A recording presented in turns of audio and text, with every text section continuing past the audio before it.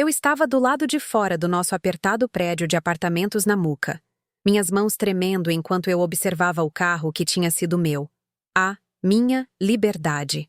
Ser entregue como um presente para ela, a mãe do meu marido. As chaves deslizaram da mão do meu marido com uma indiferença tão fria que era como se eu fosse invisível. Meu coração se despedaçou no ar úmido da garoa paulistana, e eu não lutei. Hoje vou contar algo que nunca pensei que compartilharia. E se por um segundo isso parecer familiar, eu só peço que você curta este vídeo e se inscreva. Isso me ajudará a continuar abrindo meu coração. Meu nome é Marta, e por 67 anos, eu pensei que entendia o que significava o amor. Pensei que sacrifício era o mesmo que devoção. Pensei que dar tudo o que eu tinha, meu dinheiro, meu tempo, minha própria alma, me renderia o respeito que eu desejava desesperadamente das pessoas que deveriam me amar mais. Eu estava errada sobre tantas coisas, mas eu estava certa sobre uma coisa. Eu merecia algo melhor. Todas as manhãs, nos últimos 15 anos, minha rotina havia se tornado um ciclo borrado de turnos madrugadores na lanchonete do seu Zé, ali na 7 de abril, e longas noites sozinha, em nosso apartamento mal iluminado na Zona Leste. O cheiro de café queimado e gordura de salgado grudava no meu uniforme como uma segunda pele, misturando-se com o aroma de mofo dos sonhos esquecidos que pareciam emanar das próprias paredes da nossa casa apertada. Eu me arrastava por 4 lances de escada, com os joelhos doendo de horas em pé, apenas para encontrar Ricardo esparramado no sofá, controle remoto na mão, mal notando minha existência. Aquele Fiat Cronos vermelho cereja estacionado na garagem do prédio tinha sido minha única válvula de escape. Eu o comprei com meu próprio dinheiro. Dinheiro que ganhei servindo incontáveis xícaras de café para estranhos que, pelo menos, diziam obrigado quando eu enchia suas canecas. Não era muito, mas era meu. Quando eu me sentava atrás daquele volante, podia fingir que era outra pessoa, alguém que importava. O carro representava tudo pelo que eu havia me sacrificado. Cada turno dobrado que eu peguei quando o trabalho de Ricardo na construção civil rareou. Cada aniversário em que fingi que o olhar frio de sua mãe não me cortava como cacos de vidro. Cada feriado em que cozinhei para 20 pessoas e limpei tudo sozinha enquanto eles assistiam ao futebol na sala, suas risadas ecoando pelas paredes como zombaria. Lembro-me do exato momento em que tudo mudou. Era uma terça-feira de outubro, o tipo de dia cinzento que faz São Paulo parecer especialmente impiedosa. Eu estava dobrando roupas em nosso quarto quando ouvi Ricardo ao telefone com sua mãe, Dona Ivone. A voz dela atravessava as paredes finas como unhas arranhando um quadro negro. Claro, mãe. O que a senhora precisar? A Marta não vai se importar. Aquelas palavras me paralisaram. Pressionei meu ouvido contra a porta, meu coração batendo tão forte que pensei que poderia me entregar. O carro? Ah, ela quase não usa mesmo. A senhora precisa mais dele do que ela. Senti algo morrer dentro de mim naquele momento. Não dramaticamente, não com lágrimas ou gritos. Morreu silenciosamente, como a chama de uma vela apagada por um vento indiferente. Minhas mãos ficaram dormentes, e a camisa que eu estava dobrando caiu no chão. Por 38 anos de casamento, eu fui a esposa de Ricardo. Por 23 anos antes disso, fui filha de alguém, cuidadora de alguém, a solução de alguém para cada problema que dinheiro ou exaustão pudessem resolver. Mas naquele momento, de pé no meu próprio quarto, ouvindo meu marido dar a única coisa que pertencia apenas a mim, percebi que eu nunca tinha sido ninguém. Na manhã seguinte, Ricardo me entregou uma xícara de café como se fosse um dia qualquer. Suas mãos eram ásperas de anos de trabalho manual, manchadas com o tipo de trabalho honesto que eu sempre respeitei nele. Mas aquelas mesmas mãos haviam entregue as chaves do meu carro sem pensar 2 vezes. A mãe vem buscar o Cronos esta tarde, ele disse, sem nem mesmo levantar os olhos do jornal. A sessão de esportes. Sempre a sessão de esportes. O Opala velho dela finalmente pifou. Ela precisa de algo confiável. Eu olhei para o vapor subindo da minha xícara de café. observando-o se dissipar em nada. Esse carro é meu, Ricardo. Ele ergueu os olhos então, seus olhos cinzentos, planos e irritados. Ah, Marta, pra com isso. Ele mal fica parado aí na maior parte do tempo. A mãe pode fazer bom uso dele. Eu o uso para ir trabalhar. Eu o uso para ir ao supermercado. Eu o uso para... Você pode pegar o ônibus. Seu tom era final, desdenhoso. O mesmo tom que ele usava ao me dizer que não podíamos pagar por férias, ou roupas novas, ou qualquer coisa que pudesse me fazer feliz. A mãe é família. Família vem em primeiro lugar. Família vem em primeiro lugar. Essas palavras haviam sido a trilha sonora de toda a minha vida adulta. Elas justificavam cada sacrifício, cada protesto engolido, cada momento em que minhas próprias necessidades eram deixadas de lado pelo bem maior de manter a paz com Dona Ivone e suas exigências intermináveis. Quero que você entenda algo sobre Dona Ivone. Ela não era apenas uma sogra difícil. Ela era uma arquiteta da manipulação, uma mestra na arte da culpa e do controle. Aos 79 anos, ela havia aperfeiçoado a arte de conseguir o que queria, enquanto fazia você se sentir egoísta por sequer pensar em dizer não. Quando Ricardo e eu nos casamos, eu me esforcei tanto para ganhar sua aprovação. Cozinhava seus pratos favoritos, lembrava de seu aniversário, mandava flores no Dia das Mães. Mas nada nunca era suficiente. Minha lasanha tinha muita água. Minhas flores eram da cor errada. Minha própria presença na vida de seu filho era um inconveniente que ela suportava com suspiros teatrais e comentários pontiagudos. O Ricardo era tão independente antes de te conhecer, ela dizia com um sorriso doce que nunca chegava aos olhos. Agora ele precisa de permissão para tudo. Com o passar dos anos, aprendi a engolir minhas respostas. Aprendi a morder a língua quando ela criticava minha comida, minhas roupas, meu emprego, minha própria existência. Aprendi a acenar e sorrir quando ela contava histórias elaboradas sobre como a vida de Ricardo era muito melhor antes de mim. Aprendi a desaparecer dentro de mim mesma até quase não existir mais. Mas o carro deveria ser diferente. O carro era meu. Naquela tarde, observei da janela do nosso quarto andar, enquanto Dona Ivone examinava o Cronos como se estivesse comprando de uma concessionária. Ela passou os dedos pelo capô, verificou os pneus, espiou pelas janelas com o olho crítico de alguém a quem nunca se disse não em toda a vida. Ricardo estava ao lado dela como um cachorrinho ansioso, com as mãos nos bolsos, balançando para frente e para trás nos calcanhares. Quando ela acenou com a cabeça em aprovação, ele realmente sorriu. Eu não conseguia me lembrar da última vez que ele tinha sorrido para mim daquele jeito. 20 minutos depois, meu carro havia sumido. 20 minutos e 36 meses de prestações, seguro, licenciamento e consertos não significaram nada. Dona Ivone foi embora na minha Liberdade vermelho cereja, e Ricardo acenou adeus como se tivesse acabado de resolver todos os problemas do mundo. Naquela noite, deitei na cama olhando para o teto enquanto Ricardo roncava ao meu lado. A luz do poste lá fora lançava sombras que dançavam no gesso manchado de umidade. E me peguei pensando em uma vida da qual não me lembrava há anos. O nome dele era Davi Costa.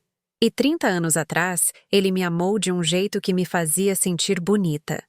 Nós nos conhecemos na faculdade, ambos estudando letras, ambos sonhando com vidas maiores do que nossas circunstâncias pareciam permitir. Ele me escrevia poesias em guardanapos durante nossos intervalos na cantina da faculdade. Ele me dizia que eu tinha olhos que podiam ter conversas inteiras, sem dizer uma palavra. Mas Davi era paciente, gentil e estável. E de alguma forma isso parecia fácil demais. Quando Ricardo apareceu com suas mãos ásperas, sua arrogância confiante e suas promessas de aventura, escolhi o fogo em vez do calor. Escolhi o homem que me fazia sentir que eu tinha que conquistar seu amor, em vez daquele que o dava livremente. Davi se mudou para Florianópolis depois da formatura. Perdemos o contato como as pessoas faziam antes que as redes sociais tornassem tudo permanente. Às vezes, Em momentos de silêncio ao longo dos anos, eu me perguntava o que teria acontecido com ele. Eu me perguntava se ele se lembrava da garota que eu costumava ser, aquela que ria com facilidade, sonhava alto e acreditava que merecia ser querida. A garota que nunca teria deixado ninguém levar seu carro. 3 dias depois que Dona Ivone foi embora no meu Cronos, eu estava caminhando para o ponto de ônibus na chuva fria de outubro, quando meu celular vibrou. Uma mensagem de texto da nossa filha, Sara. Mãe, pode ajudar com a mensalidade da escola da Laura? Estamos apertados este mês. Laura era nossa neta, a filha de 15 anos de Sara que mal reconhecia minha existência quando eu a visitava. Sara era nossa mais velha, com 34 anos, e permanentemente convencida de que o mundo lhe devia algo que não havia entregado. Seu marido, Jorge, trabalhava esporadicamente como designer gráfico freelancer, o que significava que eles estavam sempre entre projetos e sempre precisando de ajuda. Eu já tinha dado a eles R$ 800 naquele mês. Meu salário da lanchonete mal cobria minhas próprias despesas, mas de alguma forma, eu sempre encontrava um jeito de ajudar quando eles ligavam, porque família vem em primeiro lugar. Parada naquele ponto de ônibus, com a água se infiltrando pelos buracos nos meus sapatos, digitei de volta. Quanto vocês precisam? Só 500. A gente te paga de volta no mês que vem, prometo. Mês que vem. Eles estavam me pagando de volta no mês que vem há 7 anos. Calculei rapidamente na minha cabeça. R$ 500 significaria comer nada além de miojo nas próximas 2 semanas e pular meu remédio para a pressão novamente. Mas Laura precisava da mensalidade da escola. Família vem em primeiro lugar. Ok. Eu transfiro hoje à noite. Valeu, mãe. Você é a melhor. Te amo. Te amo. 3 palavras que apareciam no final das mensagens de texto pedindo dinheiro. Mas nunca em aniversários, nunca em feriados, nunca só porque sim. Naquela noite, transferi o dinheiro online, vendo meu saldo bancário cair para um número que apertou meu peito de ansiedade. R$ 47,33 até meu próximo pagamento. Em São Paulo, essa quantia não cobriria nem as compras de supermercado por 3 dias. Eu estava preparando um jantar de pão com manteiga quando Ricardo chegou do seu jogo de truco no bar do seu Antônio. Ele estava de bom humor, o que significava que tinha ganhado mais do que perdido. E aí, Marta? A mãe ligou. Ela adorou o carro. Diz que é uma maravilha de dirigir. Continuei passando manteiga no pão, minhas mãos firmes apesar da fúria que se acumulava em meu peito. Fico feliz que ela esteja feliz. Viu? Eu sabia que você ia entender. Você é gente boa, Marta. A mãe sempre disse isso. Isso era mentira, e nós dois sabíamos. Dona Ivone nunca havia dito nada gentil sobre mim em 38 anos. Mas Ricardo vivia em uma fantasia onde a crueldade de sua mãe era apenas o jeito dela, e minha dor era apenas sensibilidade. Ele abriu a geladeira, franziu a testa para o vazio, depois olhou para mim com expectativa. O que tem para o jantar? O que você quiser fazer, eu disse baixinho. Ele riu como se eu tivesse feito uma piada. Boa essa. Sério, tô morrendo de fome. O jogo de truco demorou. Larguei meu pão e olhei para ele. Olhei de verdade para ele. Quando o homem com quem me casei se tornou esse estranho que me via como uma combinação de empregada, banco e cozinheira pessoal? Quando me tornei tão invisível que ele podia dar meu carro e esperar que eu agradecesse por isso? Ricardo, eu estou cansada. Cansada? São só 8 horas. Não. Quero dizer, estou cansada. De tudo isso. Algo na minha voz deve ter finalmente registrado, porque ele fechou a geladeira e realmente olhou para mim. O que foi agora? Você deu o meu carro. Já passamos por isso. A mãe precisava mais. Você não me perguntou. Eu não deveria ter que te perguntar. Ela é minha mãe. Eu sou sua esposa. Ele suspirou o longo e paciente suspiro de um homem lidando com uma mulher irracional.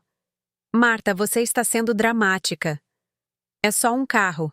Só um carro. Só a minha independência. Só minha capacidade de ir ao trabalho, fazer compras, existir no mundo sem depender da misericórdia do transporte público e dos horários de outras pessoas. Apenas a única coisa que eu possuía que era completamente minha. Eu trabalhei por aquele carro, Ricardo. Eu paguei cada prestação. Eu paguei pelo seguro, pelo licenciamento, pelos consertos. Era meu. O que é meu é seu. E o que é seu é meu. É assim que o casamento funciona. É mesmo? Por que não me lembro de você me consultar quando comprou aquele barco de pesca no ano passado? Não me lembro de você pedir minha opinião quando emprestou R$ 3.000 ao seu irmão Jonas para aquela oportunidade de negócio dele que nunca mais vimos. O rosto de Ricardo escureceu. Isso é diferente. Como é diferente? Porque o Jonas é da família e o barco é algo que eu gosto. A mãe precisava de transporte. Você está sendo egoísta. Egoísta! A palavra me atingiu como um golpe físico. Depois de décadas de sacrifício, depois de dar tudo o que eu tinha a todos os outros, eu era egoísta por querer manter um pequeno pedaço da minha própria vida intacto. Terminei meu sanduíche de pão com manteiga em silêncio, enquanto Ricardo vasculhava o freezer, finalmente se decidindo por uma pizza congelada que custava mais do que eu havia orçado para a comida para a semana inteira. Ele a esquentou, comeu enquanto assistia à televisão e deixou o prato sujo na mesinha de centro para eu limpar mais tarde. Naquela noite, deitada na cama ao lado dele, tomei uma decisão que me aterrorizou mais do que qualquer coisa que eu já havia contemplado. Eu ia encontrar Davi Costa.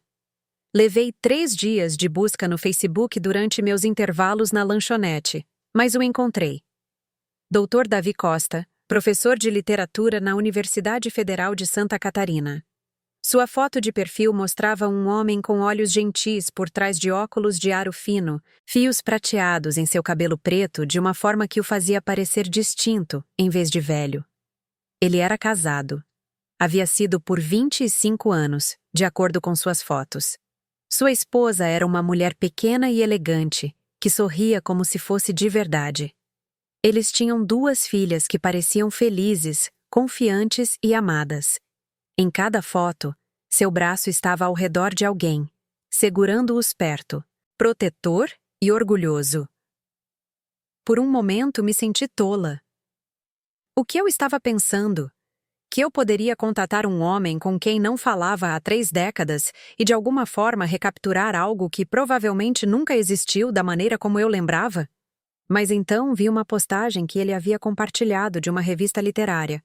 Um poema sobre segundas chances, os caminhos não percorridos e a coragem necessária para mudar de rumo quando você percebe que está andando na direção errada. Minhas mãos tremeram enquanto eu digitava uma mensagem simples. Oi, Davi. Aqui é a Marta Ferraz, Marta Oliveira da faculdade. Espero que esteja bem. Tenho pensado em velhos amigos ultimamente e me perguntei como a vida te tratou. Fiquei olhando para a mensagem por 20 minutos antes de clicar em enviar. Então fechei o Facebook, terminei meu turno e tentei fingir que não tinha acabado de fazer algo que parecia pular de um penhasco. Ele respondeu no dia seguinte.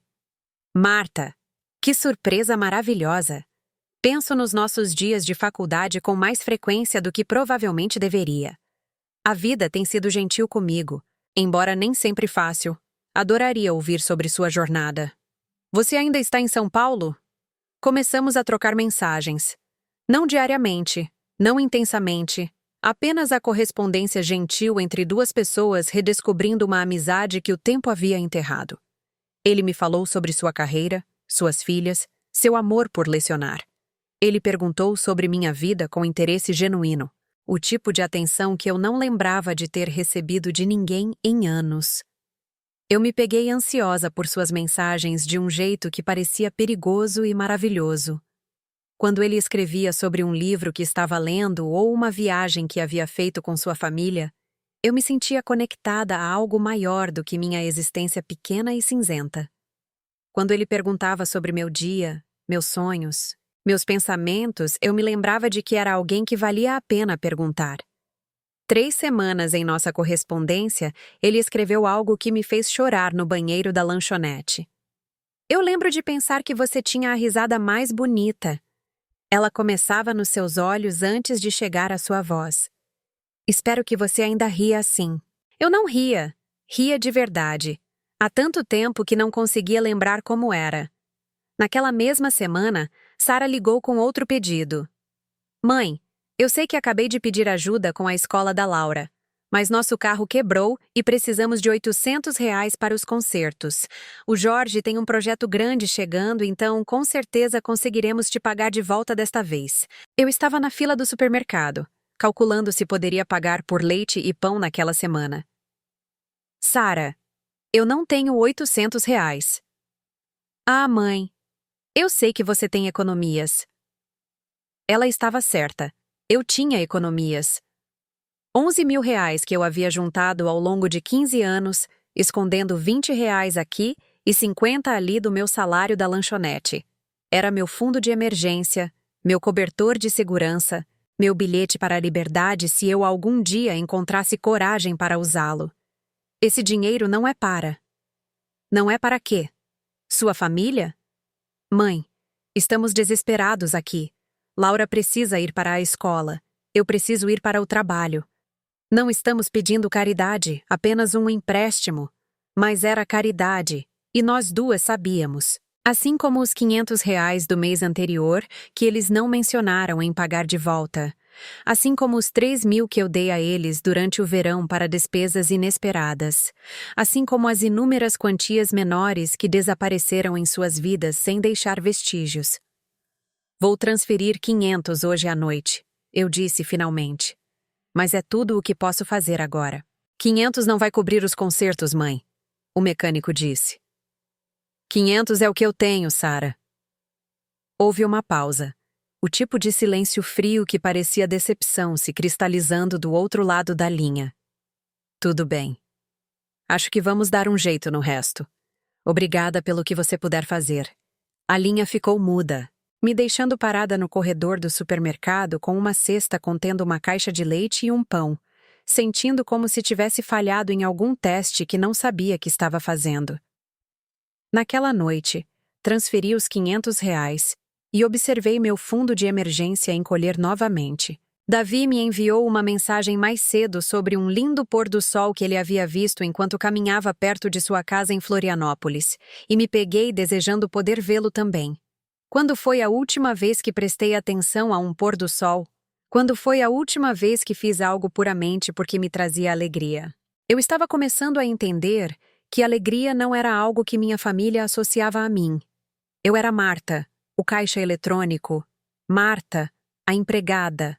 Marta, a peça de reposição que mantinha a vida de todos os outros funcionando enquanto desaparecia mais completamente a cada dia. Mas Davi se lembrava de uma garota que ria com todo o corpo, que sonhava em viajar para todos os continentes, que acreditava que a literatura poderia salvar o mundo. Em suas mensagens, eu vislumbrava quem eu costumava ser, e era assustador perceber o quanto de mim eu havia perdido.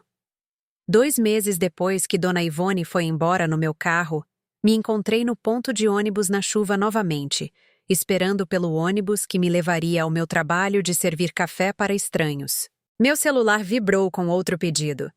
Desta vez do nosso filho Miguel. Oi, mãe! Pode ficar com as crianças neste fim de semana?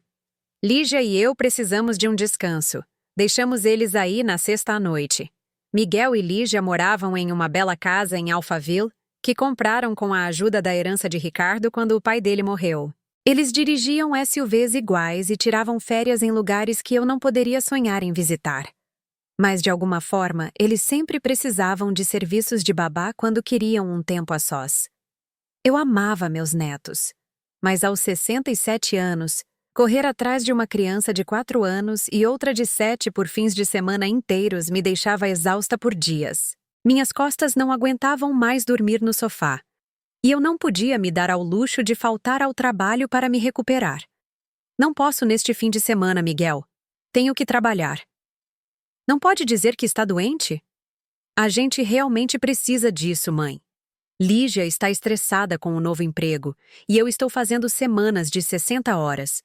Precisamos de um tempo para o casal. Tempo para o casal. Quando Ricardo e eu tivemos tempo juntos pela última vez que não envolvesse ele me pedindo para fazer algo, pagar por algo ou resolver algo? Desculpe, mas não posso faltar ao trabalho. Talvez no próximo fim de semana? Esquece. A gente arranja outra coisa. Outra linha muda, outra vítima relacional da minha recém-descoberta incapacidade de dizer sim a todos os pedidos. Naquela noite, Ricardo chegou do trabalho coberto de poeira e foi direto para o chuveiro. Quando saiu, me encontrou sentada em nossa minúscula mesa de cozinha, olhando pela janela para a parede de tijolos do prédio ao lado. "O que há de errado com você ultimamente?" Ele perguntou, abrindo uma cerveja da geladeira. "Miguel disse que você não quis ficar com as crianças neste fim de semana. Sara disse que você anda esquisita com dinheiro. Todo mundo está falando sobre como você está agindo estranho. Todo mundo.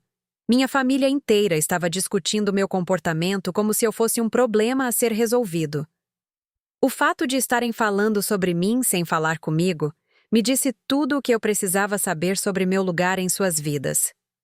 Estou cansada, Ricardo. Você vive dizendo isso. Talvez devesse ir ao médico. Talvez eu devesse. Fui ao médico na semana seguinte.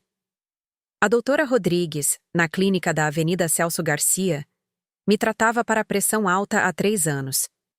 Era uma mulher jovem, com olhos inteligentes e o tipo de trato direto que fazia você se sentir ouvida. Sua pressão está pior, disse ela, checando meu prontuário. Você está tomando seu remédio? Quando posso pagar? Ela ergueu os olhos bruscamente. Marta, isso não é opcional. Você corre o risco de ter um derrame, um ataque cardíaco. Isso é sério. Eu sei que é sério. Mas às vezes tenho que escolher entre o remédio e a comida. Às vezes tenho que escolher entre o remédio e ajudar minha família. Sua família deveria querer que você cuidasse da sua saúde. Eu ri, mas não havia humor nisso. Minha família quer que eu cuide deles. Minha saúde é minha responsabilidade. A doutora Rodrigues largou a caneta e me olhou com preocupação. Marta, o que está acontecendo em casa? Você parece diferente, mais triste. Ninguém me fazia essa pergunta há décadas. Quando foi a última vez que alguém notou que eu estava triste? Quando foi a última vez que alguém se importou o suficiente para perguntar? Contei a ela sobre o carro, sobre os constantes pedidos de dinheiro, sobre me sentir invisível em minha própria vida. Ela ouviu sem julgamento, ocasionalmente acenando com a cabeça, nunca interrompendo. Há quanto tempo você não faz algo só para você? Ela perguntou quando terminei. Pensei a respeito. Não me lembro. Isso não é saudável, Marta. Você também importa. Suas necessidades importam. Sua felicidade importa. Voltando para a casa da clínica, liguei para Davi. Tínhamos progredido para telefonemas ocasionais, e ouvir sua voz sempre parecia como entrar na luz do sol. Marta, você parece chateada. O que aconteceu? Contei a ele sobre a visita ao médico, sobre as exigências intermináveis da minha família, sobre sentir que estava desaparecendo pedaço por pedaço. Ele ouviu como ouvia na faculdade, com atenção total, fazendo pequenos sons de compreensão e apoio. Você se lembra? Ele disse finalmente, daquela aula de poesia que tivemos no último ano? O professor Vilela nos fez escrever sobre o que mais nos arrependeríamos se morrêssemos amanhã. Lembro. Você escreveu sobre não ver a aurora boreal, sobre não viajar para a Irlanda onde sua avó nasceu, sobre não escrever o romance que você carregava na cabeça. Eu havia esquecido esses sonhos tão completamente que era como ouvir sobre a vida de outra pessoa. E você, o que escreveu? Perguntei. Escrevi sobre não te dizer que te amava. As palavras pairaram no ar entre nós por um longo momento. Sentei-me abruptamente em um banco do lado de fora da clínica, minhas pernas de repente instáveis. Davi. Não estou tentando complicar sua vida, Marta. Sei que você é casada. Eu também sou casado e amo minha esposa. Mas quero que você saiba que, 30 anos atrás, você importava para alguém. Você importava para mim. E pelo que você está me dizendo, acho que ninguém na sua vida está te lembrando disso. Naquela noite, olhei para mim mesma no espelho do banheiro por um longo tempo. A mulher que me encarava era uma estranha, cabelos grisalhos presos em um rabo de cavalo prático, rugas profundas ao redor dos olhos, ombros curvados por anos carregando um peso invisível. Quando eu me tornei essa pessoa? Quando deixei de importar para mim mesma? Tomei uma decisão que parecia ao mesmo tempo aterrorizante e inevitável. Eu ia começar a dizer não. A oportunidade veio mais cedo do que eu esperava. Ricardo anunciou que sua mãe precisava de ajuda para limpar a garagem. E ele havia oferecido meus serviços para o fim de semana inteiro. Não posso, eu disse simplesmente. Como assim não pode? Quero dizer que não posso fazer isso. Tenho outros planos. Que planos? Eu não tinha planos de verdade, mas essa não era a questão. Meus planos. Ricardo me encarou como se eu tivesse começado a falar uma língua estrangeira. A mãe está te esperando. Isso é importante para ela. Então você pode ajudá-la a limpar a garagem. Eu tenho que trabalhar no sábado. Você sabe disso. Então ela pode contratar alguém. Contratar alguém? Marta, o que deu em você? A mãe é família. A gente ajuda a família. A gente ajuda a família quando é conveniente para você. Eu ajudo a família o tempo todo, seja conveniente para mim ou não. Desta vez, eu não posso. Ele estava com raiva agora, o rosto avermelhando como ficava quando se sentia desafiado. Você está sendo ridícula. É só um fim de semana. É todo fim de semana. É todo telefonema, todo pedido, toda emergência que de alguma forma se torna minha responsabilidade resolver. É isso que a família faz, Marta. É assim que o amor se parece. Não, Ricardo. É assim que a exploração se parece. A palavra pairou entre nós como um tapa. Eu nunca a tinha usado antes. Nunca sequer a tinha pensado em voz alta. Mas, uma vez dita, não podia retirá-la. Exploração? Você está falando sério. Tudo o que eu faço é por esta família. Eu me mato de trabalhar. Eu sustento você. Eu. Você trabalha para si mesmo, Ricardo. Você se sustenta. E então você dá meu carro porque sua mãe acha que merece mais do que eu. Pelo amor de Deus, voltamos ao carro de novo. Nunca saímos do carro, Ricardo. O carro é tudo. O carro sou eu não importando. O carro é você tomando decisões sobre minha vida sem me incluir. O carro são 38 anos de casamento em que eu deveria ser grata pelas migalhas de consideração que você joga no meu caminho. Ele estava me olhando como se nunca tivesse me visto antes, e percebi que provavelmente era verdade. Ele nunca me viu me defender. Ele nunca me viu recusar a ceder. Ele nunca me viu reivindicar espaço para minhas próprias necessidades. Não sei o que deu em você ultimamente, ele disse finalmente. Mas não estou gostando. Eu não me importo se você gosta. Naquela noite, Ricardo dormiu no sofá. De manhã, ele saiu para o trabalho sem falar comigo. Fiz meu próprio café e sentei à mesa da cozinha, sentindo algo que não experimentava há décadas. Orgulho. Liguei para Dona Ivone e disse que não iria limpar sua garagem. Sua resposta foi previsivelmente dramática. Marta, sou uma mulher velha. Não consigo fazer esse tipo de trabalho sozinha. Então contrate alguém para ajudá-la. Ou peça a um de seus outros filhos. Meus outros filhos têm famílias para cuidar. Eles estão ocupados. Eu também tenho uma família. Eu também estou ocupada. Você trabalha numa lanchonete. O desprezo em sua voz era de tirar o fôlego. Quão ocupada você pode estar? Ocupada o suficiente para não poder passar meus fins de semana trabalhando de graça na sua garagem. Houve uma longa pausa, do tipo que geralmente precedia seus ataques mais devastadores. Preparei-me. Não sei o que o Ricardo vê em você, ela disse finalmente. Você sempre foi egoísta, mas isso é um novo nível. Depois de tudo o que esta família fez por você. O que esta família fez por mim, Dona Ivone? A pergunta pareceu pegá-la de surpresa. O quê? Você disse depois de tudo o que esta família fez por mim.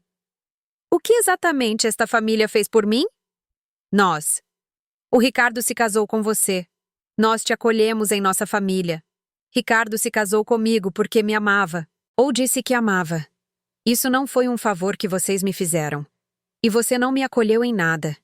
Você me tolerou porque precisava. Como ousa falar comigo assim? Como ousa falar comigo como se eu não fosse nada?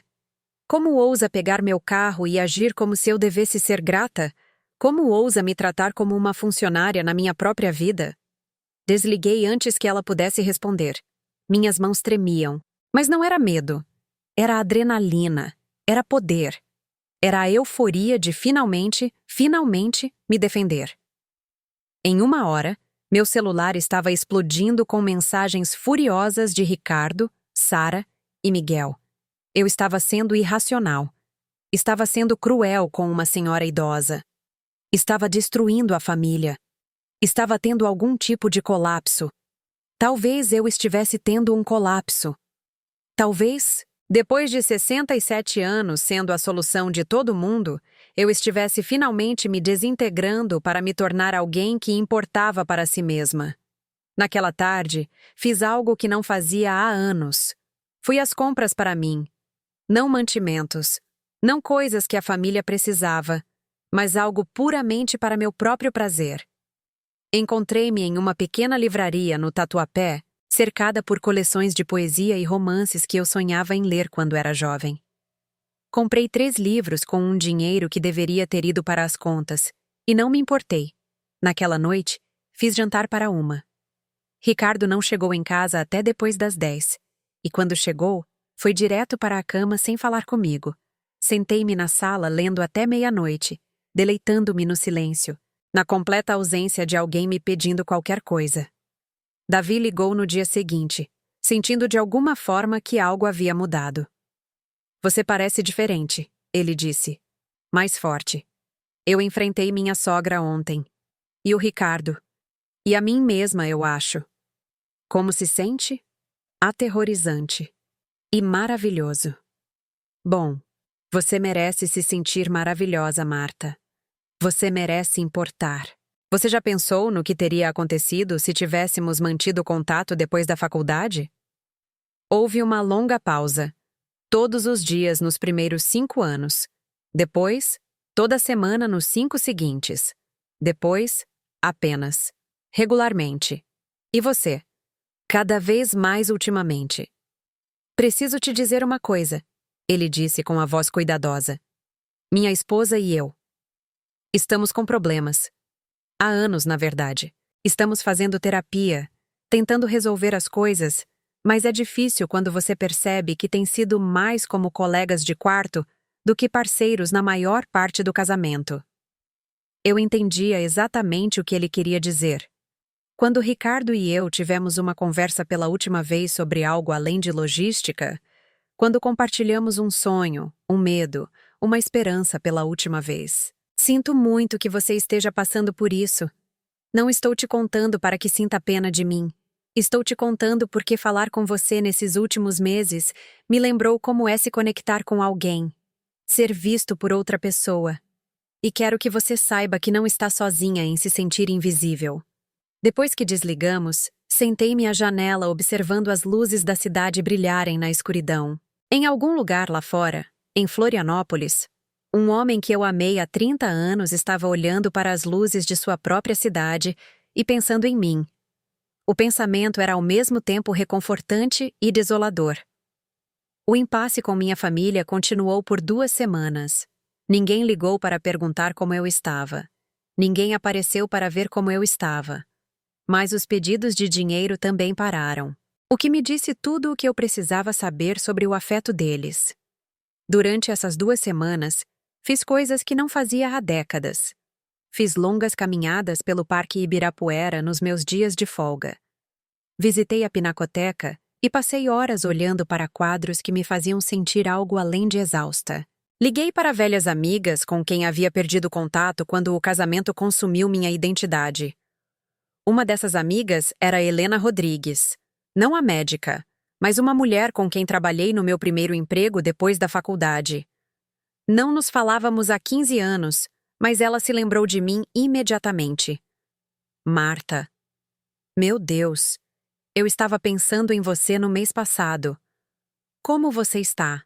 Conversamos por 2 horas, colocando nossas vidas em dia. Ela era divorciada, morava sozinha, trabalhava como tradutora freelancer. Ela parecia feliz de um jeito que me deu inveja. Lembro de pensar que você era um desperdício para aquele seu marido, ela disse no final da nossa conversa. Você era tão brilhante, tão cheia de ideias. Aí você se casou e foi como se você se apagasse para dar espaço para todo mundo. Você realmente pensava isso? Querida, todo mundo pensava. Mas você parecia feliz, então achamos que era sua escolha. Feliz. Eu tinha sido feliz? Ou eu estava tão ocupada tentando fazer todo mundo feliz que esqueci de me fazer a pergunta? Helena, posso te perguntar uma coisa? Você se arrepende de ter se divorciado todos os dias no primeiro ano. Mas então acordei uma manhã e percebi que podia tomar café na cama sem ninguém reclamar que eu era preguiçosa. Podia gastar dinheiro em livros sem justificar a despesa. Podia fazer planos sem consultar ninguém. E pensei, é isso que se sente a paz. Naquela noite, liguei para Davi novamente. Acho que estou me apaixonando por você de novo, eu disse sem preâmbulos. Marta. Eu sei que é complicado. Sei que somos ambos casados, ambos tentando descobrir como serão o resto de nossas vidas. Mas preciso que você saiba que falar com você me salvou. Você me lembrou que sou alguém que vale a pena amar. Você vale a pena amar. Você sempre valeu a pena amar. Você vem para São Paulo? A pergunta surpreendeu a nós dois. Eu não havia planejado perguntar. Não havia decidido conscientemente que estava pronta para esse passo. Mas as palavras estavam lá, pairando entre nós como uma ponte que nenhum de nós tinha certeza se estávamos prontos para atravessar. Quando? Logo. Preciso te ver. Preciso lembrar como é ser olhada como se eu importasse. Marta, se eu for para São Paulo. Eu sei. Muda tudo. Você está pronta para que tudo mude. Pensei na minha conta bancária vazia, na minha família ausente, no meu marido que dormia no sofá em vez de se desculpar por me tratar como se eu não existisse. Pensei na mulher da livraria que me olhou com reconhecimento quando comprei livros de poesia que disse: nunca é tarde para começar a ler de novo. Pensei no pôr do sol que Davi descreveu em Florianópolis, aquele que eu queria ver com meus próprios olhos. Sim, eu disse. Estou pronta. Ele chegou em uma quinta-feira de dezembro, 3 dias antes do Natal. Encontrei-o no aeroporto de Guarulhos, vestindo um vestido que comprei com um dinheiro que definitivamente não podia gastar. Sentindo-me mais nervosa do que me sentia desde os 22 anos. Eu o vi subindo a escada rolante da esteira de bagagens e, por um momento, esqueci como respirar.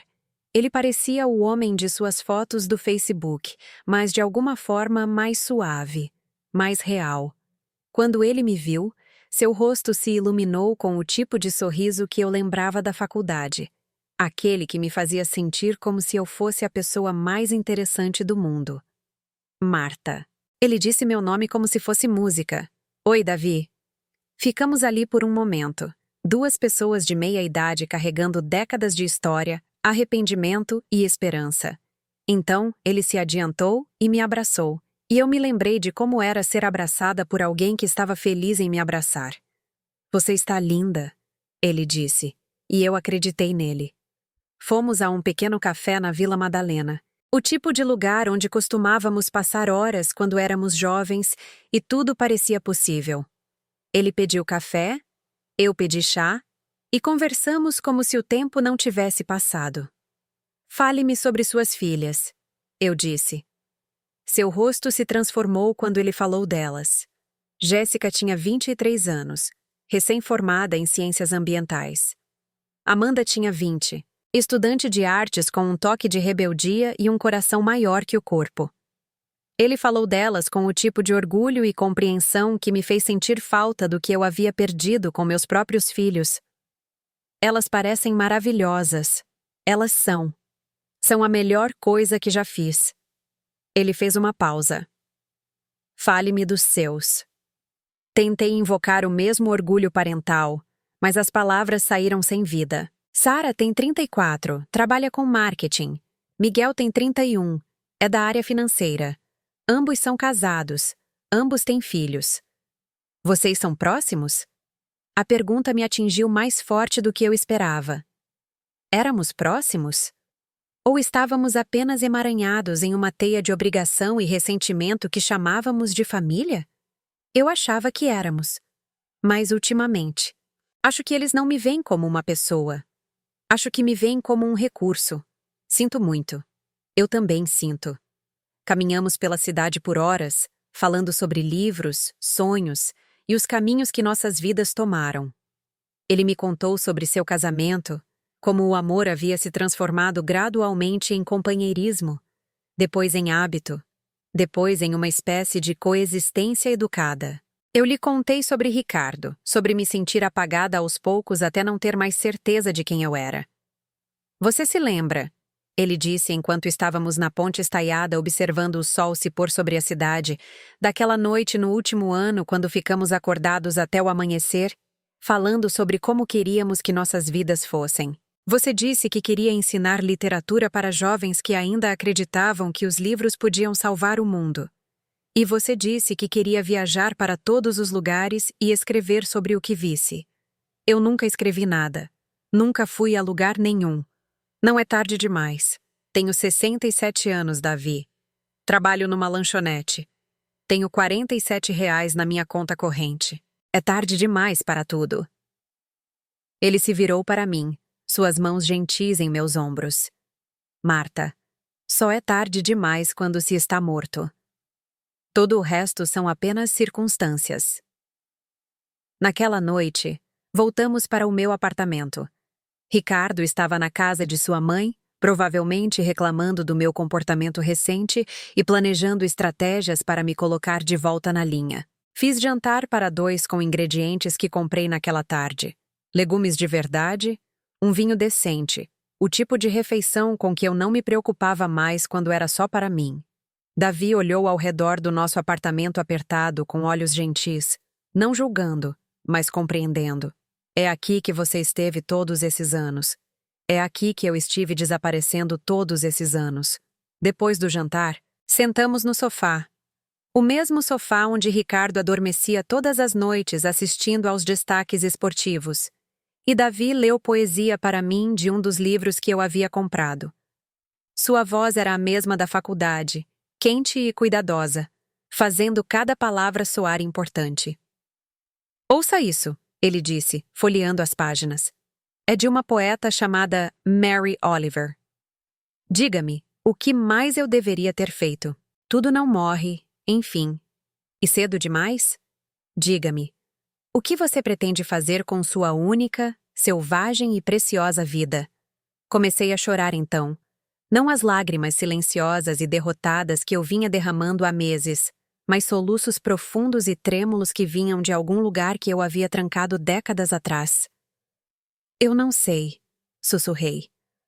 Não sei o que pretendo fazer com minha única, selvagem e preciosa vida porque a entreguei há tanto tempo que não me lembro como era quando era minha.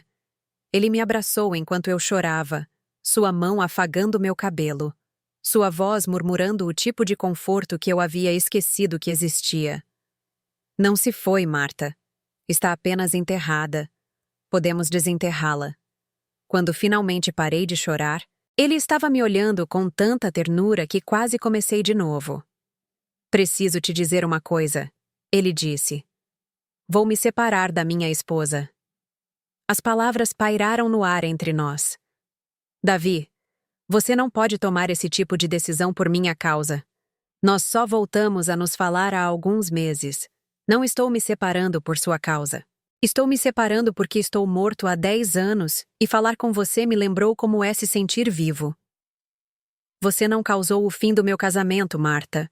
Você apenas me mostrou que ele já havia acabado. O que isso significa para nós? Eu não sei. Talvez nada. Talvez tudo. Mas eu quero descobrir. E quero que você descubra comigo. Ele ficou até domingo, 3 dias que pareceram um passo para uma versão alternativa da minha vida. Fomos a museus e caminhamos por bairros perto dos quais eu morava há décadas, mas nunca explorei. Conversamos sobre livros, política e sonhos que havíamos abandonado. Fizemos amor na noite de sábado, desajeitado, lindo e desesperado. 2 pessoas tentando se lembrar de quem costumavam ser. Quando o levei ao aeroporto em um carro alugado, gastando um dinheiro que eu definitivamente não tinha, mas precisava mais do que comida, senti como se estivesse vendo minha vida real desaparecer à distância. O que acontece agora? Perguntei. Agora você decide como quer que sua vida seja. Não sei como fazer isso.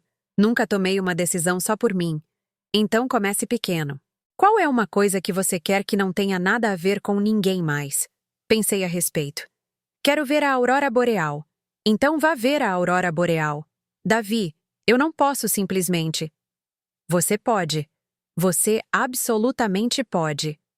A mulher por quem me apaixonei na faculdade teria encontrado uma maneira de ver a aurora boreal. Ela ainda está aí dentro, Marta. Passei 3 dias com ela. Ricardo estava me esperando quando voltei para o apartamento, sentado à mesa da cozinha com o tipo de expressão que significava que eu estava em sérios apuros. Onde você esteve o fim de semana todo? Fora. Fora onde? Com quem? Com um amigo. Que amigo? Você não tem amigos. A crueldade dessa declaração me tirou o fôlego. Ele estava certo, é claro. Eu havia sistematicamente alienado ou negligenciado todas as amizades que já tive a serviço de ser a esposa, mãe e nora perfeita. Mas o fato de ele poder dizer isso tão casualmente, como se fosse apenas um fato observável em vez de uma tragédia, me disse tudo o que eu precisava saber sobre como ele via minha vida. Eu tive um amigo neste fim de semana. Um amigo. Sua voz estava ficando perigosamente baixa. Marta, se você está me traindo.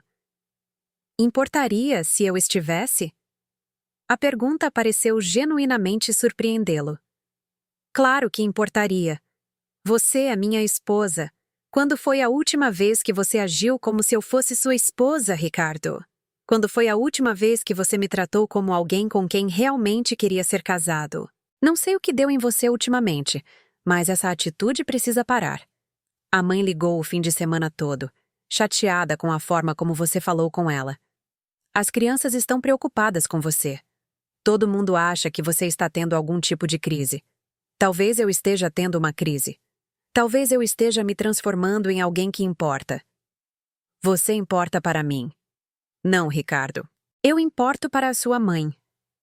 Eu importo para fazer as coisas dela, limpar a casa dela e ouvir ela reclamar de tudo que eu faço de errado. Eu importo para a Sara e o Miguel para pagar as contas deles, cuidar dos filhos deles e resolver os problemas deles. Eu importo para você para cozinhar suas refeições, lavar suas roupas e ser grata por quaisquer migalhas de atenção que você joga no meu caminho.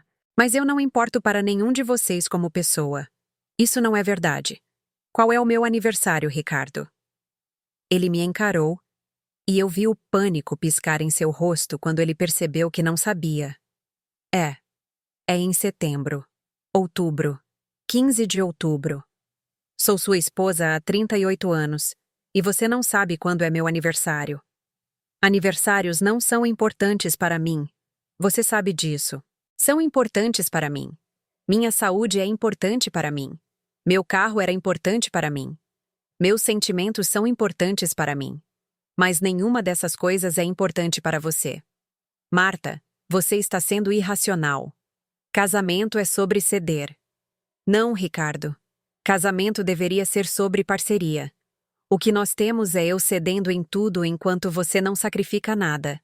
Eu sacrifico muito. Eu trabalho todos os dias para sustentar esta família. Você trabalha todos os dias para se sustentar. O dinheiro que você ganha paga suas contas, compra sua cerveja, financia seus jogos de truco. Eu trabalho para sustentar todos os outros. Pelo amor de Deus, o que você quer de mim? A pergunta foi feita com tanta exasperação, tanta confusão genuína, que quase senti pena dele. Depois de quase 4 décadas juntos, Ele realmente não entendia o que eu queria dele. Eu quero que você me veja. Eu quero que você saiba meu aniversário. Eu quero que você peça minha opinião antes de dar meu carro. Eu quero que você se preocupe mais com minha pressão arterial do que com a conveniência de sua mãe. Eu quero importar para o meu próprio marido. Você importa para mim. Então prove. Ele me encarou por um longo momento e pude vê-lo percorrendo as opções, tentando encontrar a combinação certa de palavras que me fariam voltar a ser a mulher que dizia sim para tudo e não pedia nada em troca. Vou falar com a mãe sobre o carro, ele disse finalmente. É tarde demais para isso. O que você quer dizer? Quero dizer que é tarde demais para gestos pequenos e promessas sem sentido. Você deu meu carro sem me perguntar por quê. Na sua mente, eu não mereço ser consultada. Aquele carro se foi, e a mulher que teria aceitado isso também se foi. Então, o que você está dizendo? Você quer o divórcio? A palavra pairou entre nós como uma bomba, e percebi que até ele dizer, eu não tinha me permitido pensar nisso. Divórcio. Aos 67. Depois de 38 anos de casamento. A ideia era aterrorizante e libertadora na mesma medida. Não sei o que quero ainda, mas sei o que não quero mais. Naquela noite, Ricardo dormiu no quarto de hóspedes, e eu liguei para Helena. Eu te disse que estava pensando em você, ela disse quando ouviu minha voz. Como vão as coisas com o drama familiar? Contei a ela sobre a visita de Davi, sobre a conversa com Ricardo, sobre sentir como se estivesse à beira de um penhasco sem saber se pulava ou recuava. Posso te dar um conselho? Ela disse. Pare de tentar descobrir o resto da sua vida. Apenas descubra o amanhã, depois o dia seguinte, e o dia depois desse. Eventualmente você vai olhar para cima e perceber que tem vivido a vida que realmente quer, em vez da vida com a qual se contentou. Estou com medo, Helena. Bom, estar com medo significa que você está prestando atenção. Estar com medo significa que importa.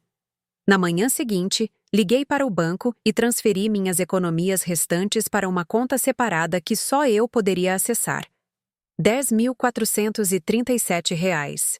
Não o suficiente para viver indefinidamente, mas o suficiente para me dar opções. Então liguei para meu supervisor na lanchonete e pedi demissão com 2 semanas de antecedência.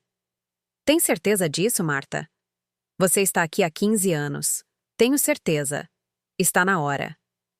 Você tem outro emprego em vista? Estou trabalhando nisso.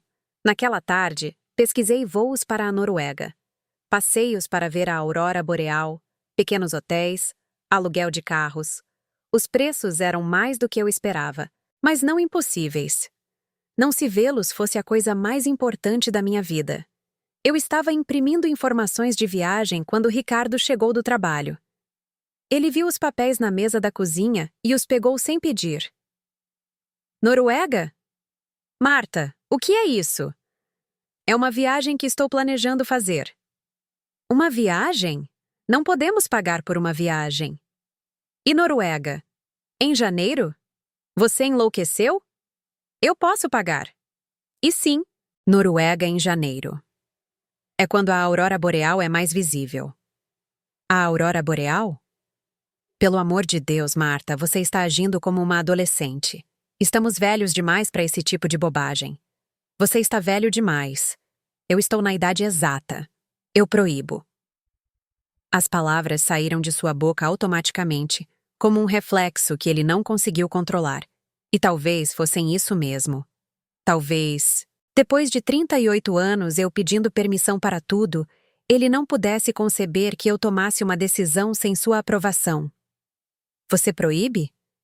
Repeti as palavras lentamente, saboreando seu absurdo. Ricardo, você não pode me proibir de fazer nada.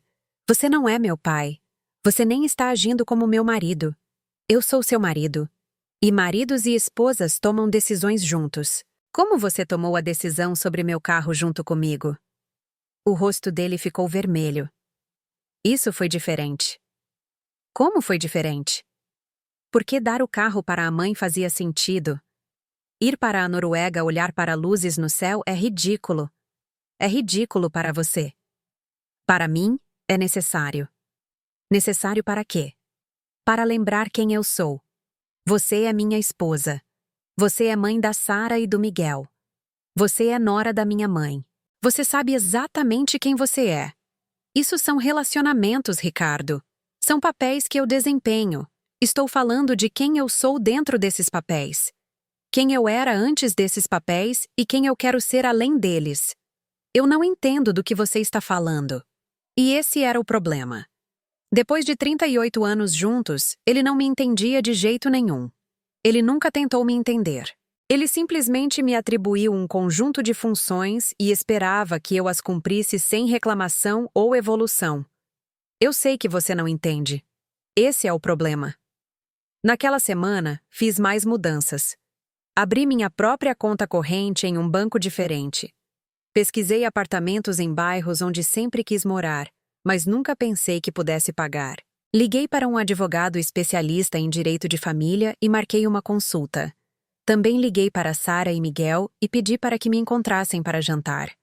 Não estávamos todos juntos há meses. Não desde que a crise do meu comportamento estranho começou.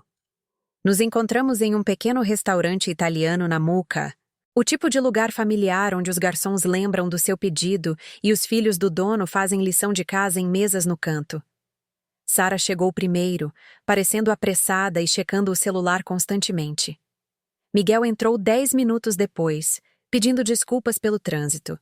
Olhando para eles do outro lado da mesa, tentei ver além da minha própria mágoa para as pessoas que eles realmente eram. Sara tinha o queixo teimoso de Ricardo e os olhos ansiosos de minha mãe. Ela trabalhava demais, se preocupava demais e nunca aprendeu a pedir ajuda sem se sentir culpada por isso. Miguel tinha as mãos gentis de meu pai e a postura defensiva de Ricardo. Ele estava tentando construir uma vida que parecesse bem-sucedida por fora, enquanto lutava com inseguranças que não conseguia nomear. Eles eram boas pessoas, percebi. Falhos e egoístas da maneira que todo mundo é, mas não maus, não deliberadamente cruéis. Eles simplesmente aprenderam a me ver como um recurso em vez de uma pessoa. E eu os ensinei essa dinâmica ao aceitá-la por tanto tempo. Mãe, o que está acontecendo? Sara perguntou depois que pedimos. Papai disse que você está falando em fazer uma viagem maluca para a Noruega. Eu vou fazer uma viagem para a Noruega. Por quê? Miguel perguntou genuinamente confuso. O que tem na Noruega? A aurora boreal.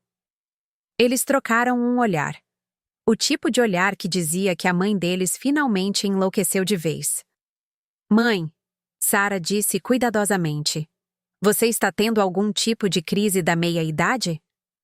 Tenho 67 anos, Sara. Se isso for uma crise da meia-idade, pretendo viver até os 134. Miguel riu apesar de si mesmo. Ok, mas falando sério. Noruega? No inverno? Sozinha?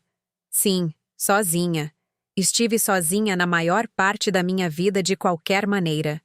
Posso muito bem estar sozinha em um lugar bonito. Você não está sozinha, Sara protestou. Você tem o papai, tem a gente, tem os netos? Tenho. Quando foi a última vez que algum de vocês ligou só para conversar comigo? Não para pedir dinheiro ou para eu cuidar das crianças ou ajudar com alguma coisa? Apenas para saber como eu estava? Eles ficaram quietos, procurando em suas memórias por evidências para me contradizer e não encontrando nada. Não é que a gente não se importe, Miguel disse finalmente. É que todo mundo é tão ocupado. Eu sei que vocês são ocupados. Eu também estive ocupada. Mas de alguma forma sempre encontrei tempo para as emergências de vocês, suas necessidades, seus problemas. Sempre encontrei tempo para ser sua mãe. Quando eu tenho tempo para ser eu mesma? Como assim? Sara perguntou. Quero dizer, quando eu posso querer coisas? Quando eu posso fazer planos? Quando eu posso importar tanto quanto todo mundo? Você importa, mãe? A voz de Sara era pequena, incerta. Então ajam como se importasse. Parem de me ligar apenas quando precisam de dinheiro. Parem de assumir que vou cuidar das crianças sempre que quiserem uma folga. Parem de falar de mim como se eu fosse um problema a ser resolvido, em vez de uma pessoa a ser compreendida. É porque não ligamos no seu aniversário? Miguel perguntou. Porque me desculpe por isso. Eu tinha no meu calendário, eu só. Não é sobre as ligações de aniversário, Miguel. É sobre tudo.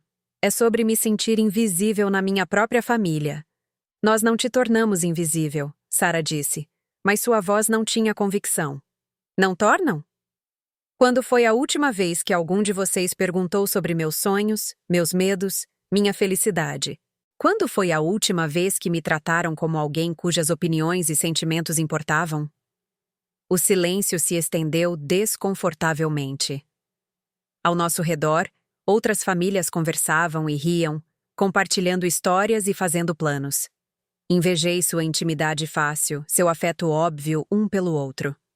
O que você quer de nós? Sarah perguntou finalmente. Eu quero que vocês me vejam. Quero que saibam que tenho interesses além de resolver seus problemas. Quero que entendam que sou uma pessoa, não apenas sua mãe. Claro que você é uma pessoa, Miguel disse. Então fale comigo como uma. Faça-me perguntas sobre coisas além da minha disponibilidade para ajudar com suas vidas. Mostre interesse em meus pensamentos, meus sentimentos, minhas experiências. Ok, Sarah disse lentamente. O quê? Que tipo de coisas te interessam? A pergunta foi feita de forma desajeitada, como se ela estivesse falando com uma estranha, e de muitas maneiras, ela estava. Quando foi a última vez que ela tentou me conhecer como indivíduo? Eu amo poesia. Sempre amei. Mas parei de ler porque ninguém mais na família se importava. Amo arte, história e viajar para lugares que só vi em livros. Sonho em escrever um dia, talvez só para mim, talvez para outras pessoas. Penso em como seria viver em um lugar completamente diferente, me reinventar totalmente. Eles me encararam como se eu estivesse falando uma língua estrangeira. Eu não fazia ideia, Sarah sussurrou. Como poderia? Você nunca perguntou. Mas você também nunca disse nada, Miguel apontou. Você está certo. Eu não disse. Passei tanto tempo sendo quem vocês precisavam que eu fosse, que esqueci que tinha permissão para ser qualquer outra pessoa. A comida chegou, e comemos em relativo silêncio, cada um de nós perdido em seus próprios pensamentos. Finalmente, Sarah falou. Mãe, sobre o dinheiro que pegamos emprestado ao longo dos anos. Você quer dizer o dinheiro que eu dei a vocês ao longo dos anos. Nós sempre tivemos a intenção de te pagar de volta, mas vocês nunca pagaram. E depois de um tempo, parei de esperar que pagassem. Mas também parei de poder arcar com isso.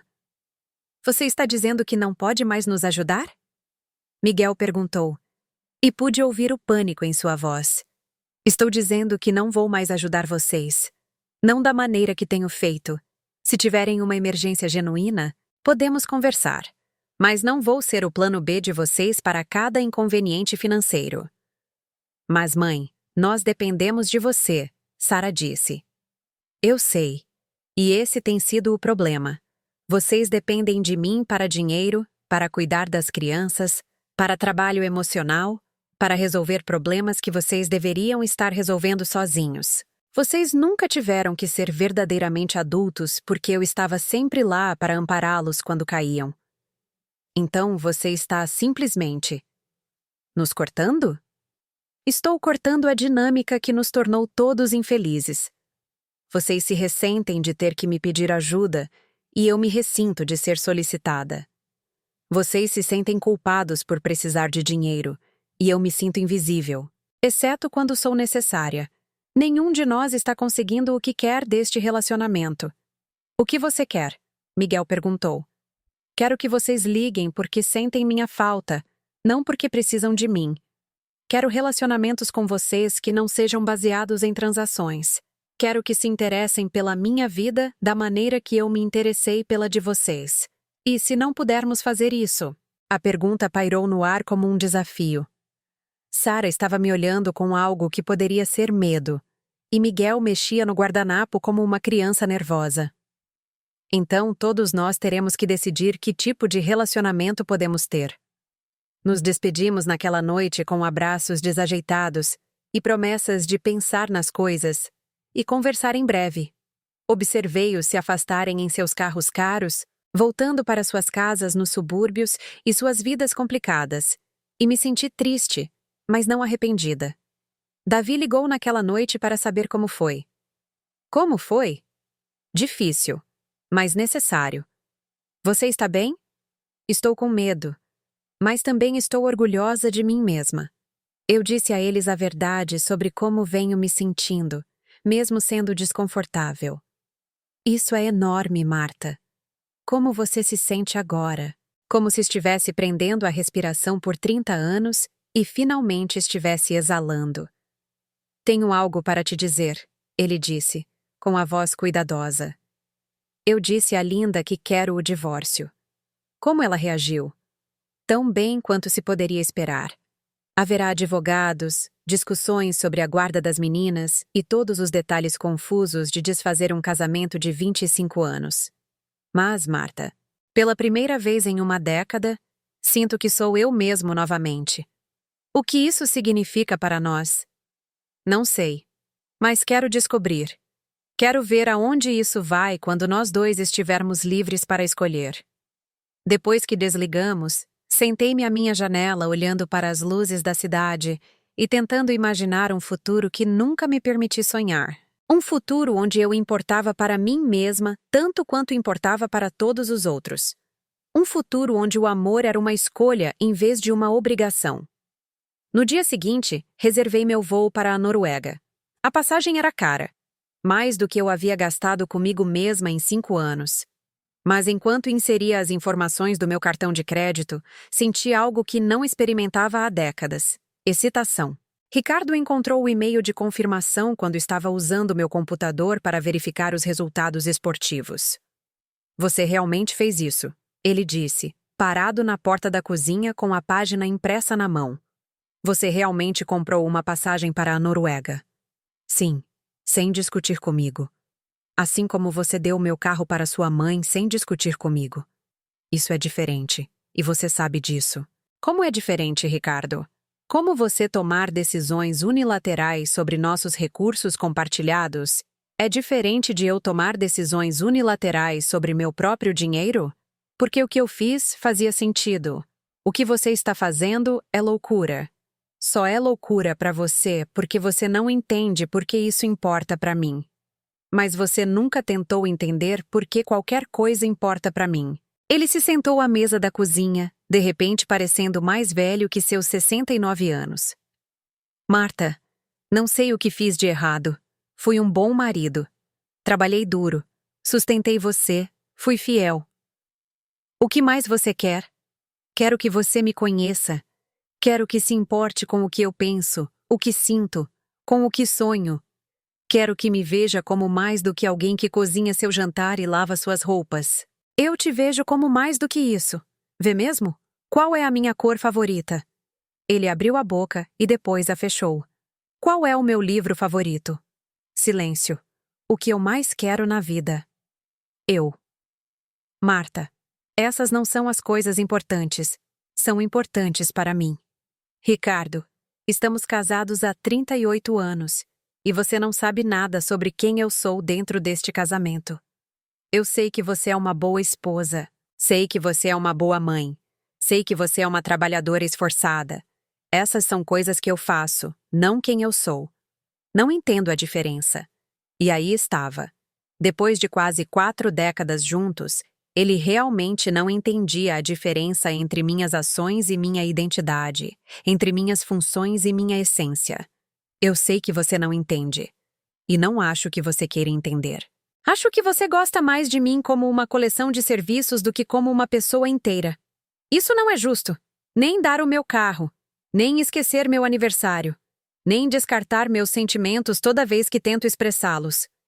Ele ficou quieto por um longo tempo, olhando para o e-mail de confirmação como se contivesse a resposta para um quebra-cabeça que ele não conseguia resolver. Quando você vai? Ele perguntou finalmente. Na próxima semana. Por quanto tempo você ficará fora? Não sei. Como assim, você não sabe? Quero dizer que comprei uma passagem só de ida. Voltarei quando estiver pronta para voltar. Uma passagem só de ida? Sua voz se elevou em pânico. Marta, você não pode simplesmente desaparecer na Noruega indefinidamente. E o seu trabalho? E eu? E a família? Pedi demissão do meu trabalho. Quanto a você e a família, vocês vão se virar. Da mesma forma que se viraram antes de eu existir. Eu não posso te perder, Marta. As palavras saíram quebradas, desesperadas. E por um momento, eu vi além de sua raiva e confusão, o medo por baixo. Ele estava com medo. Talvez pela primeira vez em nosso casamento, Ricardo estivesse realmente com medo de me perder. Você me perdeu há muito tempo, Ricardo. Você me perdeu quando parou de me ver como alguém que valia a pena conhecer. Você me perdeu quando deu meu carro. Você me perdeu quando meu aniversário se tornou sem importância. Meus sonhos se tornaram irrelevantes e meus sentimentos se tornaram inconvenientes. Eu posso mudar. Pode? Porque a mudança não acontece da noite para o dia, e eu não tenho mais anos para gastar esperando você decidir que vale o esforço.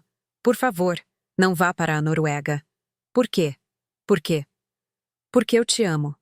Olhei para ele sentado à nossa mesa da cozinha, este homem com quem passei a maior parte da minha vida adulta, e senti tristeza em vez de raiva.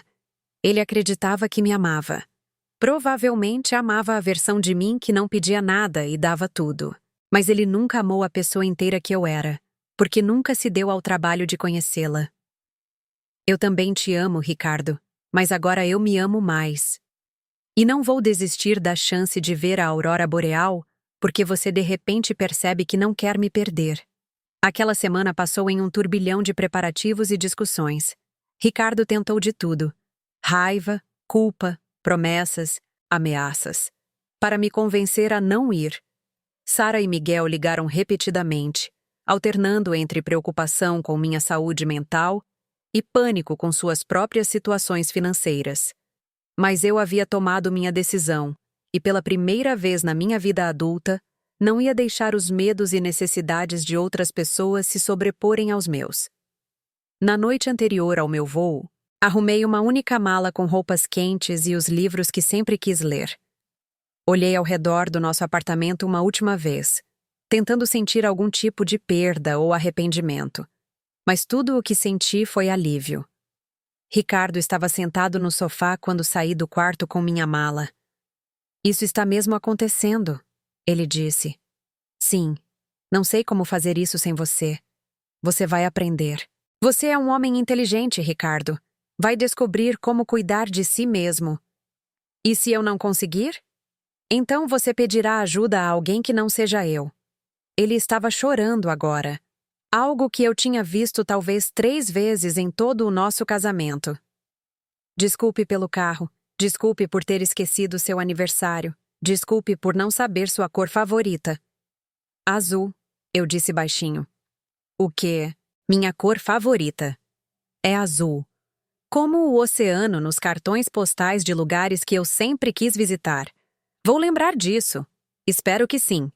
Mas não se lembre por mim, Ricardo. Lembre-se para a próxima mulher que cometer o erro de pensar que você eventualmente notará quem ela é. Saí cedo na manhã seguinte, antes de Ricardo acordar.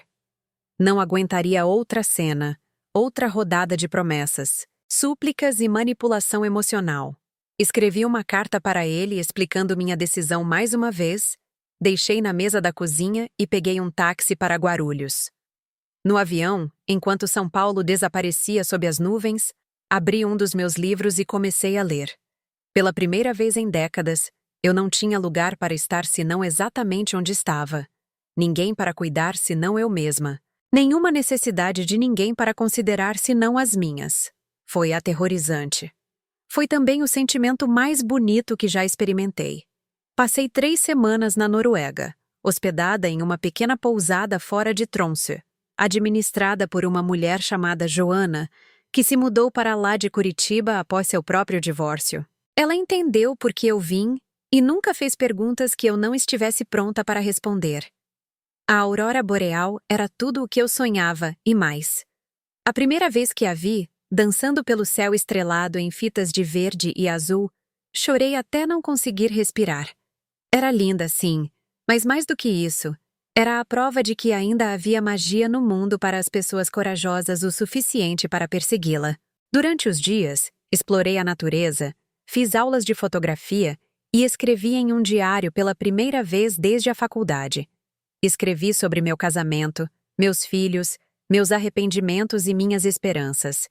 Escrevi sobre me sentir invisível e encontrar minha voz. Escrevi sobre Davi e a mulher que eu costumava ser e a mulher que eu estava me tornando. Também conversei com Joana, cuja história era ao mesmo tempo diferente e estranhamente semelhante à minha. Ela passou 23 anos casada com um homem que havia como governanta e babá, em vez de parceira. A diferença era que ela havia reconhecido a dinâmica mais cedo e feito algo a respeito. A parte mais difícil, ela me disse durante um café uma manhã, não foi deixá-lo. Foi perdoar a mim mesma por esperar tanto tempo para ir embora. Você se arrepende? Alguns dias. Quando estou pagando todas as contas sozinha, quando estou doente e não tenho ninguém para me trazer uma sopa, quando vejo casais que realmente parecem felizes juntos. Mas então, acordo de manhã e lembro que posso passar meu dia como eu quiser, e o arrependimento desaparece. Você se sente sozinha, às vezes. Mas eu era mais solitária no meu casamento do que jamais estive sozinha. Eu entendia exatamente o que ela queria dizer. Após 3 semanas, senti-me pronta para enfrentar o que viesse a seguir. Reservei um voo de volta para São Paulo, mas também guardei o número de telefone de Joana e sua oferta de ajuda se eu decidisse fazer da Noruega meu lar permanente. O voo de volta foi diferente do voo de ida. Eu estava voltando para a mesma cidade, o mesmo apartamento, a mesma família, mas não era a mesma pessoa. Eu tinha visto a aurora boreal. Tinha passado 3 semanas responsável por ninguém além de mim mesma. Tinha me lembrado de como era importar. Ricardo estava me esperando no aeroporto, segurando flores e parecendo nervoso. Ele havia perdido peso e havia novas rugas ao redor de seus olhos que o faziam parecer vulnerável de uma forma que eu não via há anos. Bem-vinda de volta, ele disse, e me entregou o buquê. Flores azuis. Ele havia se lembrado. Obrigada. Fomos para casa em relativo silêncio, ambos incertos sobre como navegar nessa nova dinâmica. O apartamento parecia o mesmo, mas parecia diferente. Menor, de alguma forma, como se eu tivesse crescido demais para ele durante meu tempo fora. Estive pensando enquanto você estava fora, Ricardo disse enquanto nos sentávamos na sala. Sobre o que você disse. Sobre não te conhecer, sobre não te ver. E eu quero tentar. Quero aprender quem você é. Por que agora? Porque eu quase te perdi. Porque percebi que não quero passar o resto da minha vida com uma estranha, e é isso que nos tornamos um para o outro. Era um começo. Não muito, mas mais do que eu esperava. Vai levar tempo, eu o avisei. E esforço. Esforço real, não apenas boas intenções. Eu sei. E não vou voltar a ser a pessoa que eu era antes de ir. Aquela mulher se foi. Eu não a quero de volta, ele disse, me surpreendendo. Quero conhecer a mulher que voltou da Noruega. Quero conhecer a mulher que viu a aurora boreal. Nos meses seguintes, começamos o lento trabalho de reconstruir nosso relacionamento do zero. Ricardo começou a me fazer perguntas sobre meu dia, meus pensamentos, meus sentimentos. Ele se lembrou do meu aniversário, do meu café favorito e dos livros que eu estava lendo. Ele parou de assumir que eu diria sim automaticamente aos pedidos de sua mãe e começou a verificar comigo primeiro. Não foi fácil. 38 anos de maus hábitos não desaparecem da noite para o dia. Houve contratempos, discussões e momentos em que ambos nos perguntamos se éramos velhos demais e teimosos demais para aprender a amar um ao outro adequadamente. Mas também houve avanços, conversas que duraram até tarde, risadas compartilhadas sobre piadas internas que estávamos construindo juntos. Pequenos gestos de consideração que pareciam revolucionários após décadas de negligência. Sara e Miguel tiveram mais dificuldade com minha transformação. Eles não conseguiam entender por que eu não cuidava mais das crianças todo fim de semana. Por que eu dizia não a pedidos não emergenciais de dinheiro?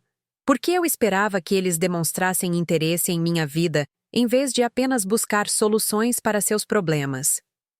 Você está diferente, Sara reclamou durante um de nossos telefonemas. Você não é como costumava ser. Não, não sou. Sou melhor. Melhor como? Estou mais feliz. Sei quem eu sou. Eu importo para mim mesma agora. Mas você está menos. Disponível.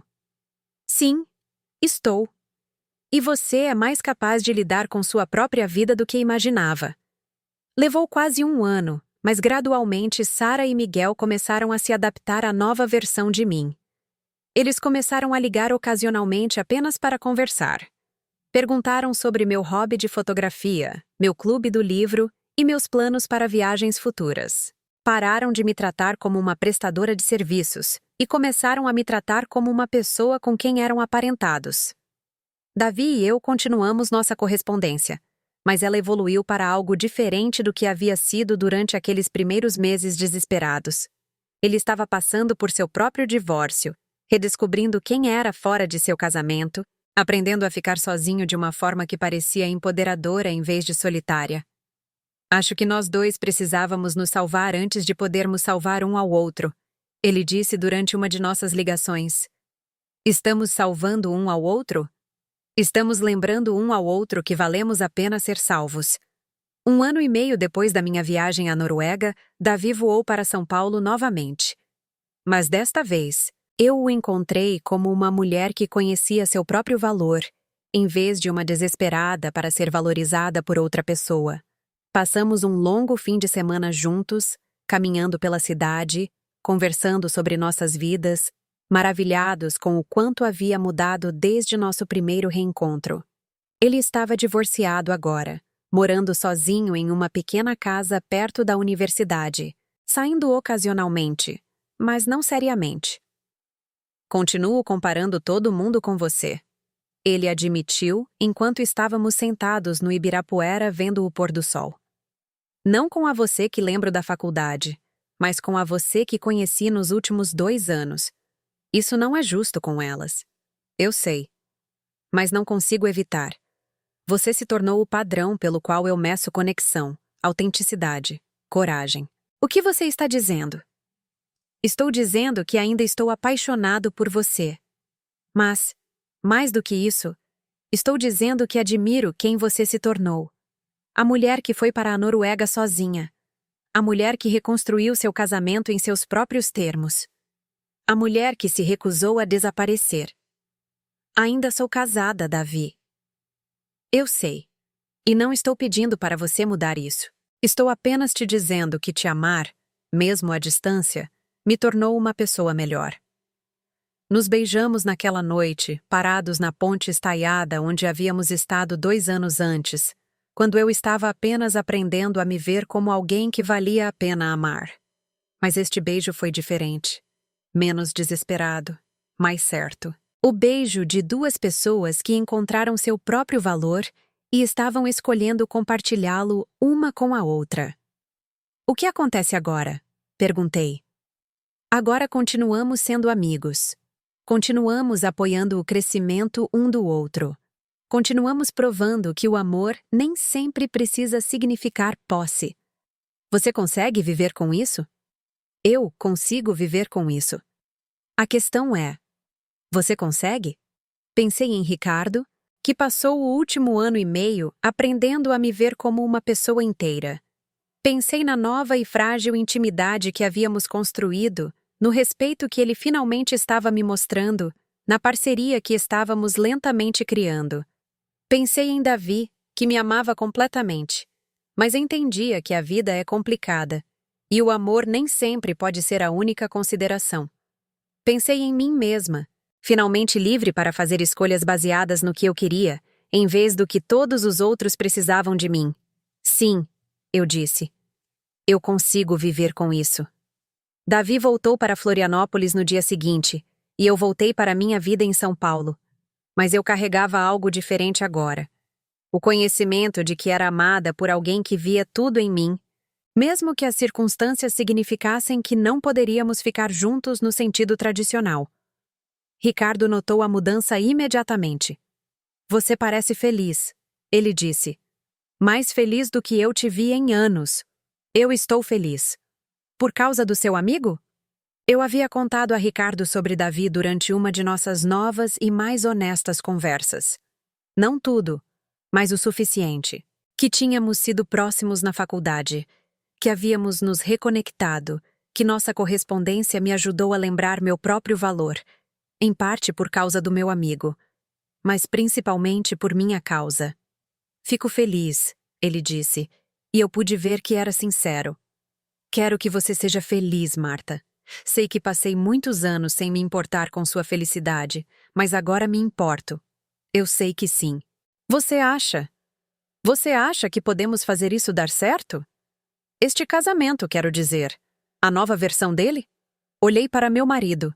Olhei de verdade para ele.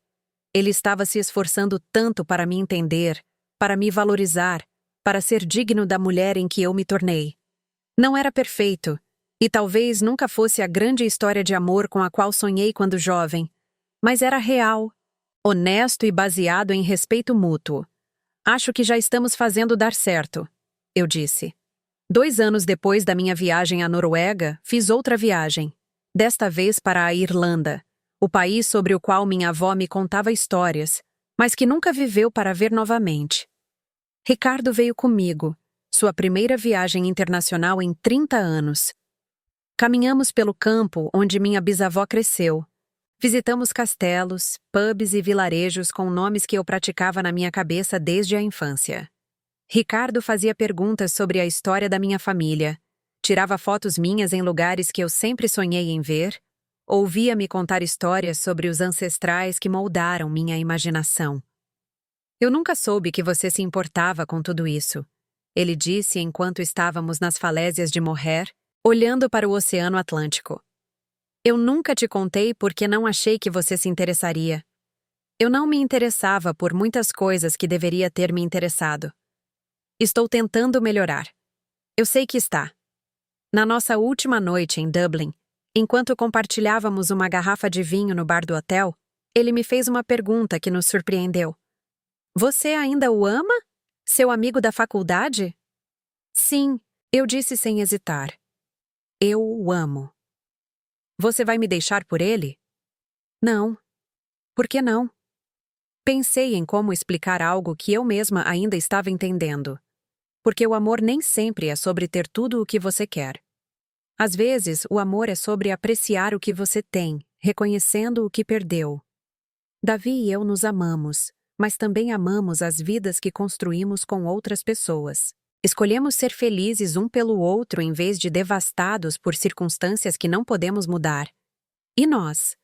Você me ama? Eu amo quem você se tornou nos últimos 2 anos. Amo o esforço que você fez para me conhecer. Amo a parceria que estamos construindo juntos. Isso não é o mesmo que estar apaixonada.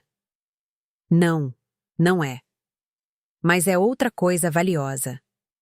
É respeito, afeto, história compartilhada e a satisfação de ter trabalhado duro para salvar algo que valia a pena salvar. Ele assentiu lentamente. Eu consigo viver com isso. Bom, porque é isso que temos. Agora, 3 anos depois da minha viagem, acordo todas as manhãs sabendo exatamente quem eu sou. Sou Marta, uma mulher que ama poesia, fotografia e viajar para lugares sobre os quais só leu. Sou esposa de alguém, mas não sou apenas esposa de alguém. Sou mãe de alguém, mas não sou apenas mãe de alguém. Sou uma pessoa com interesses, sonhos e opiniões que importam. Ricardo e eu nos acomodamos em uma vida que funciona para nós dois. Não estamos apaixonados perdidamente, mas gostamos genuinamente um do outro. Compartilhamos as responsabilidades domésticas, tomamos decisões juntos e respeitamos a necessidade de independência um do outro. Ele tem seus jogos de truco e pescarias. Eu tenho meu clube do livro, minhas aulas de fotografia e minha correspondência com Davi. Sara e Miguel se tornaram o tipo de filhos adultos que sempre esperei que se tornassem. Eles ligam regularmente, não porque precisam de algo, mas porque querem manter o contato. Pedem meu conselho e realmente ouvem minhas respostas. Aprenderam a resolver seus próprios problemas e a administrar suas próprias finanças, e nossos relacionamentos são mais fortes por causa disso. Davi e eu ainda nos escrevemos regularmente. Ele está saindo com alguém agora, uma colega de sua universidade que compartilha seu amor pela literatura e por trilhas. Ela parece adorável, e estou genuinamente feliz por ele. Nosso amor evoluiu para algo que transcende as categorias tradicionais. Mais profundo que a amizade, mas não ameaçador para nossos outros relacionamentos. Ainda penso naquele momento em que vi Dona Ivone ir embora no meu carro, sentindo-me invisível, impotente e esquecida. Se eu pudesse voltar e dizer algo àquela mulher, seria isto: você não é invisível. Você não é impotente. Você não é esquecida pelas pessoas que mais importam. E a pessoa mais importante que importa é você. O carro nunca foi realmente sobre o carro. Foi sobre ser vista, ser valorizada, ser consultada sobre decisões que afetavam minha vida. Foi sobre importar para as pessoas que passei décadas servindo. Nunca recuperei aquele carro. Dona Ivone ainda o dirige, embora agora tenha 92 anos e provavelmente não devesse mais dirigir. Mas não preciso mais daquele carro. Tenho algo melhor. O conhecimento de que valho mais do que qualquer sacrifício que eu pudesse fazer pela conveniência de outra pessoa. No mês passado fui comprar um carro, não porque precisava de transporte, mas porque queria transporte. Comprei um pequeno SUV azul, econômico e com espaço para bagagem. Ricardo veio comigo, mas me deixou tomar a decisão. Quando assinei os papéis, ele apertou minha mão e disse: "Estou orgulhoso de você, Marta. Às vezes, os menores gestos significam mais. Neste fim de semana, estou planejando outra viagem. Nada tão dramático quanto a Noruega desta vez. Apenas um fim de semana prolongado em Campos do Jordão para ver o clima de inverno e visitar algumas galerias de arte. Ricardo pode vir comigo, ou não. De qualquer forma, está tudo bem para mim. Porque aprendi a lição mais importante da minha vida. Não preciso da permissão de ninguém para existir. Não preciso da aprovação de ninguém para perseguir meus sonhos. Não preciso que ninguém valide meu valor. Eu sou suficiente, exatamente como sou, exatamente onde estou. E se você está ouvindo isso porque reconhece algo de si mesma em minha história, quero que saiba. Você também é suficiente. Você vale mais do que seus sacrifícios. Você merece ser vista, valorizada e consultada sobre as decisões que afetam sua vida. Nunca é tarde para lembrar quem você é fora de quem todos os outros precisam que você seja. Nunca é tarde para importar para si mesma. Você já se sentiu invisível em sua própria vida? Já viu outra pessoa receber o crédito por seus sacrifícios? Ou ir embora com algo que pertencia a você, enquanto você ficava parada sem dizer nada? Compartilhe sua história nos comentários abaixo. Vamos lembrar umas às outras que não estamos sozinhas nesta luta para sermos vistas, valorizadas, inteiras. E se este vídeo te ajudou a lembrar do seu próprio valor, por favor, curta e se inscreva. Às vezes, a coisa mais radical que podemos fazer é contar nossa verdade e esperar que ajude outra pessoa a encontrar a dela. Obrigada por ouvir a minha.